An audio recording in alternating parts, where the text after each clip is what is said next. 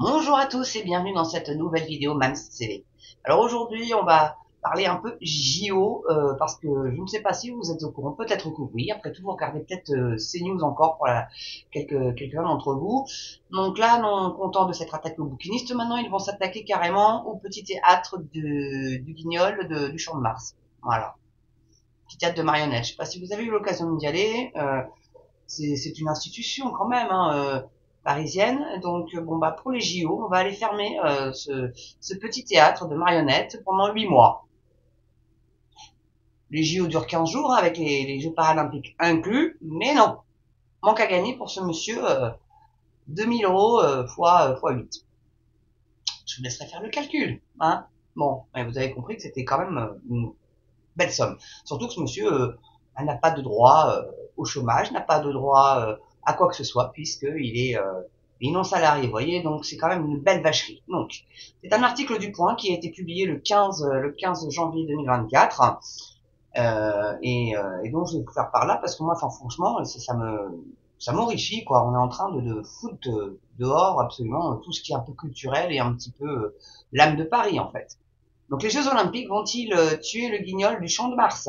Après les bouquinistes, les Olympiades menacent une autre institution parisienne, le théâtre marionnettes, installé au pied de la Tour Eiffel depuis 1902. Voilà, quand même, c'est pas rien. Bon, donc il faut sauver Guignol. En ce mois de janvier, les jeunes spectateurs du petit théâtre de marionnettes installé avenue Général Marguerite dans le 7e arrondissement de la capitale se répètent ce mot d'ordre à chaque séance. Alors en plus 7e arrondissement, donc Rachida Dati qui veut briguer la mairie de Paris, ça serait bien qu'elle intervienne là pour le coup, tiens. Qu'elle ouvre un peu sa tronche, elle a une grande gueule. Hein? Bon, je sais pas. Hein, Madame Dati, petit message pour vous, hein, si vous voulez briller, vous savez ce qu'il vous reste à faire. Donc, depuis que le directeur de cette institution du Champ de Mars a reçu un courrier de la ville de Paris lui indiquant qu'il devait vider les lieux en mars prochain, donc le 31 mars, hein, le public ne parle que de ça.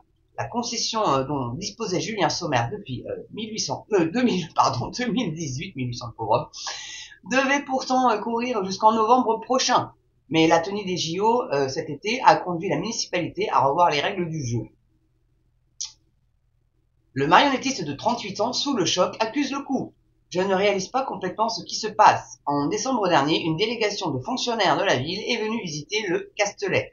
Et le 8 janvier dernier, une lettre m'a été adressée pour me dire que je devais laisser la place en raison de la tenue des compétitions d'arts martiaux en face de l'école militaire, témoigne-t-il au Point. Donc un choc pour Julien Sommer, hein, qui travaille sur place depuis ses 14 ans. J'ai commencé ce job lorsque j'étais adolescent aux côtés de Luigi Tirelli, qui a tenu le théâtre pendant plus de 50 ans, précise-t-il. Le concessionnaire du lieu confie être inquiet pour la suite. On ne m'a pas donné aucune assurance, on ne m'a donné aucune assurance après les JO.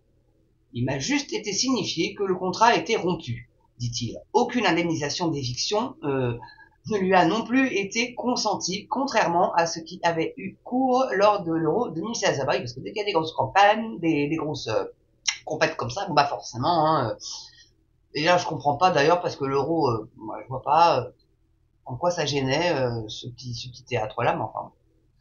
Ah bah oui, la fan zone du Champ de Mars, je suis con. Ah bah oui, ah bah c'était ça, bah voilà. La fan zone, déjà. Lors de la compétition de foot, le théâtre avait déjà dû fermer pour que la fan zone soit installée.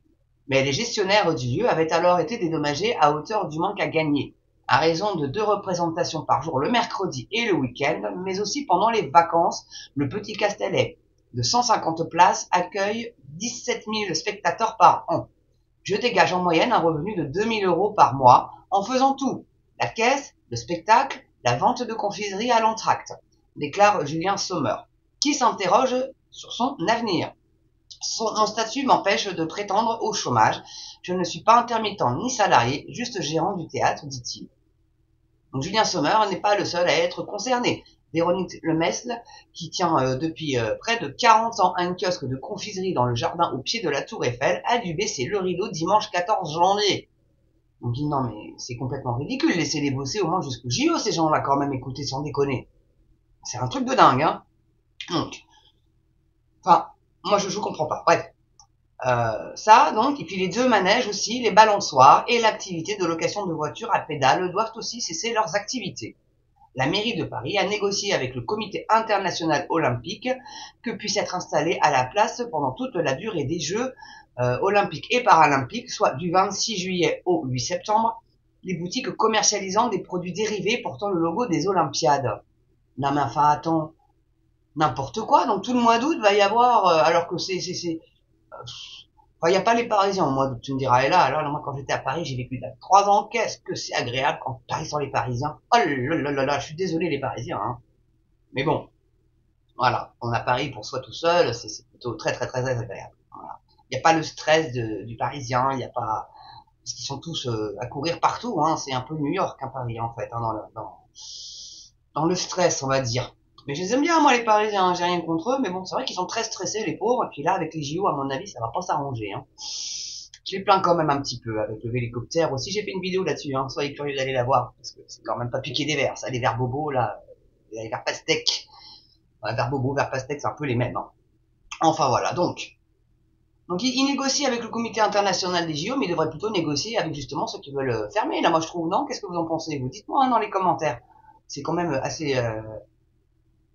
dingue, quoi, tout ça pour vendre des trucs dérivés des JO. Alors, c'est qu'ils comptent pas vraiment en faire de l'argent avec les JO pour que ça dure jusqu'au mois de septembre, leur connerie, hein. Donc, une pétition lancée à l'initiative des riverains dénonce cette transformation. Elle a déjà été signée par près de 2000 personnes contactées. La mairie de Paris n'a pas encore réagi à l'heure où sont publiées ces lignes.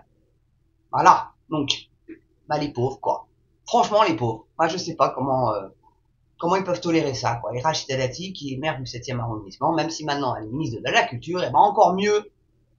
Parce que ça, si c'est pas de la culture, je m'y connais pas. Bon, les confiseries, pas trop, mais c'est que des trucs qui touchent les gamins, vous avez remarqué. Bah, les confiseries, c'est surtout pour les gamins. Le kart, c'est aussi pour les gamins. Et puis, bah, le théâtre de Guignol, c'est pour les tout petits quand même. Donc, c'est les mômes. On s'attaque aux mômes. Voilà. Donc, bon, moi, je trouve ça dégueulasse. Enfin, voilà. Bon, bah, écoutez, j'espère que vous aurez apprécié cette petite vidéo. Moi, je vous dis à très bientôt, hein, bien sûr, sur Mams TV. Alors, n'oubliez toujours pas, hein, le pouce, l'abonnement, là, ça stagne à 1498. On est à 2 des 1500. Ça serait sympa quand même qu'on les atteigne. Et puis, bah, n'oubliez pas surtout de partager sur vos réseaux sociaux si vous avez aimé cette vidéo. Voilà. En tout cas, moi, je vous embrasse. Je vous dis à très bientôt sur Mams TV. Prenez soin de vous. Et puis, bah, c'est tout. Et puis, c'est tout. Allez, à ciao. À une prochaine sur Mams TV. Ciao.